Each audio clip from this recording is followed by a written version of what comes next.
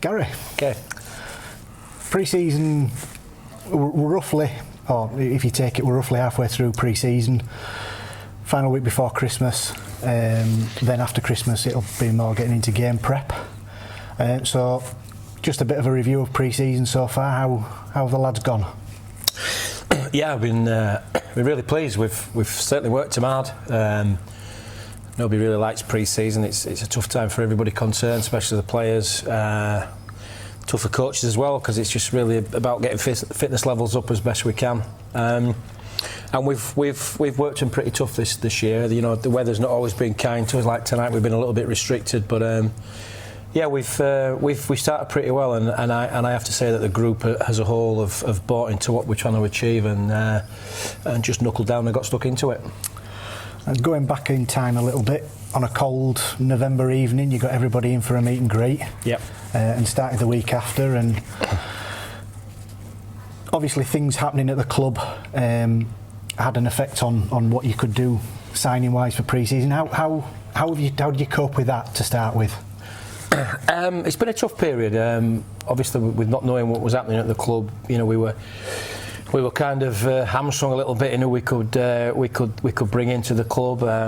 Obviously, that together with losing quite a number of last year's squad through retirement or whatever else, you know, we've had a fair churn of staff this year, fair churn of playing staff this year, I have to say. And it has been difficult. It's been difficult not knowing where we stood financially, not knowing what was available to offer players. It was a tough period, and we made some initial inquiries to certain players that we knew we could fit within the budget. Don Brombarney being one of them, obviously. We also had the 6 or 7 or 8 players that we had retained from last year. Simon Brown came in and did a great job, so we wanted to keep him. So we identified players that we wanted to keep, and we identified players that we wanted to bring in. And then it was around a case of what else we needed then to fill up the squad. So it's been a tough period. You know, you're competing against clubs that are throwing some ridiculous money around in our division. You know, I've heard today that Newcastle are throwing at Matty Smith. You know, and they're talking about quality of players like that and throwing all sorts of money at players, and it's difficult to compete against that sort of offer. So we've got what we've got, and I'm really pleased with the boys that we brought in, and we've done it within the budget. So I'm pretty happy with where we're at. So you've had a nucleus of about 20-25 players training. Obviously some trialists, mix of trialists in there, and people that you've signed. How do you keep pre-season different every year, both for players and trying to not copy what other people or other clubs do, and with yourself maybe mixing things up that your norm pre-season that you go to? It's difficult. This time of year throws its challenges because of the weather.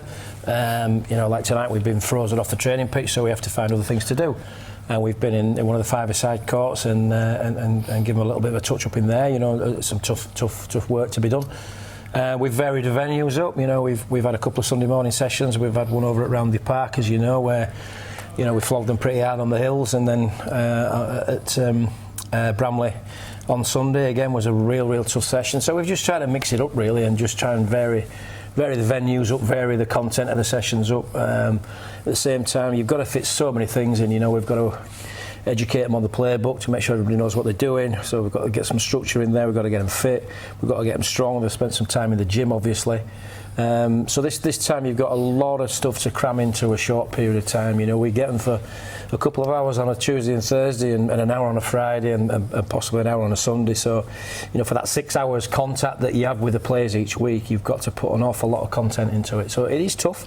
You know, we have to prioritise what we need to do, and this phase of pre-season has been really about hammering them in the gym, getting them as strong as we can, as lean as we can. You know, we're not trying to make them into bodybuilders. We want them into fit, lean rugby league players. And then on the other side of things, we've been working on fitness. So, generally speaking, split gym field session, and then we all come together at the end and do some game stuff. But it's about the variety and having people on board that know what they're doing. You know, we've got a new strength and conditioning guy coming this year who's varied stuff up a little bit and changed stuff up a little bit. So just try and keep everything as varied as we can, but as relevant as we can, and achieve the elements of fitness that we're trying to get out of it at this stage. touched on fitness there, and obviously the Sunday morning sessions are all part and parcel of that. Running them up famous Roundy Park Hills on a Sunday morning. Yep. Sure that went down well? Yeah, well, this is it. We're setting up some challenges this year. That's nobody ever said that pre-season we're going to be easy. It's not, but yeah, we've like I said earlier, we've varied the venues up and they've all got stuck into it. I've been really pleased with the response that we've got from this group of players, and I've said it along and I've said it to the boys. Whatever we may not have in experience and skill and quality, we'll certainly have in fitness, because the boys will be very, very fit. I can guarantee that, and they're all buying into it, which is fantastic. And got some great leaders on board. Don Brombarni's come in and been outstanding. Simon Brown stepped up as vice captain.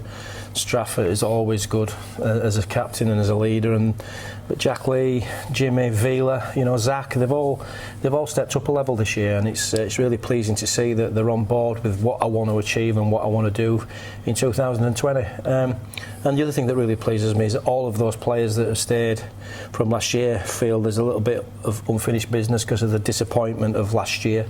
And that all centred around losing those home games from winning positions against those top 5 teams. And if we'd have turned those losses into wins, who knows, we could have been automatic promotion. So there is that. But we're trying not to focus too much on last year. Yes, we've got to learn lessons. Yes, we've got to put a few things right. But this is now all about this year and this year's squad and doing the best we can.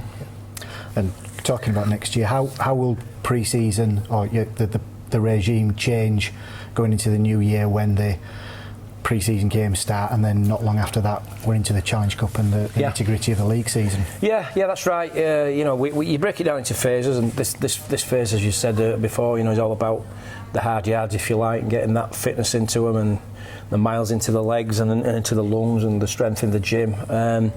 But after Christmas, we've got to prepare for a game against Bradford, a fairly short turnaround.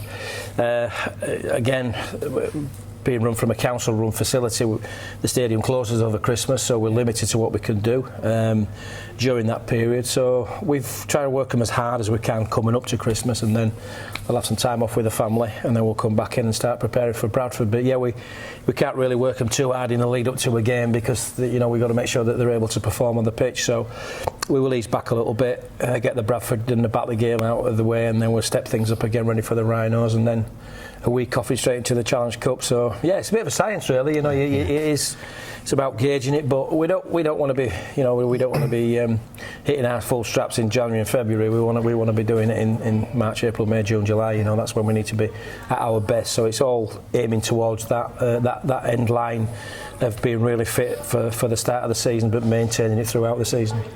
So does the lead up to games, whether the pre-season, Challenge Cup, whatever the games, do they all follow a similar sort of pattern that you will use throughout the course of 2020? Yeah, I think so. And I think the only difference with the pre-season games is we won't be doing any preview of the opposition, because we don't know what they're going to be about. We don't know what they're going to bring down there. But we'll play the game and we'll review it, and we'll prepare them leading up to the game in the normal way, and then sit down and review the game afterwards, and then we'll do the same for the Batley game and the same for the Leeds game, and then we're ready for the Challenge Cup. But yeah, the processes are the same. We prepare for the opposition that we're playing that week, and we'll do a review of their strengths and weaknesses, and we'll do a review of our strengths and weaknesses, and try and fit the two together to come up with a game plan that we think will work. Well, hopefully the hard work's going to pay off, and we'll see that hopefully on the field come the new year. Yep.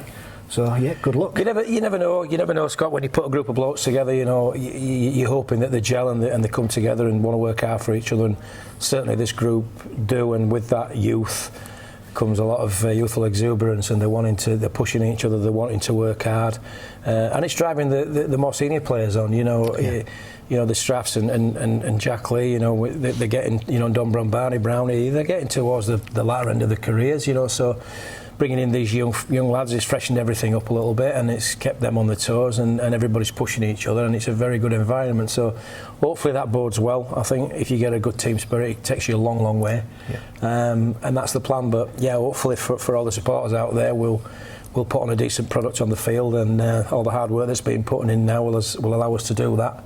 And like I said, unfinished business. So let's hope we can improve and get better for next year. Well, Let's hope so. Cheers, Scott. Good luck. Thank you. Thank you. Cheers.